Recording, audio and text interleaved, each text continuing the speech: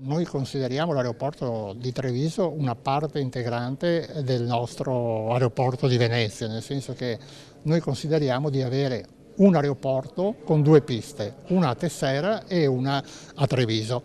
A margine della presentazione del nuovo master plan dell'aeroporto di Venezia, con un investimento di 2 miliardi di euro ed una proiezione di oltre 20 milioni di passeggeri, viene toccata anche la questione aeroporto di Treviso. Il bacino di traffico è unico, afferma il presidente di Save, e non può che essere considerato complessivamente tra i due scali. Treviso ha già un master plan fino al 2030 e non sono previsti incrementi di voli. Quelli Ryanair spostati sul Marco Polo lì resteranno, con buona pace degli operatori turistici di marca che lamentano il calo dei turisti inglesi. Non ha perso nessun volo, ma anzi ne ha guadagnati, e tanto è vero che oggi è al massimo della sua capacità, quindi anche volendo non potremo portare voli in più a Treviso, e da qui è nata anche l'idea della nuova base Ryanair a Venezia per supportare la crescita del sistema nel suo complesso di questo aeroporto con due piste.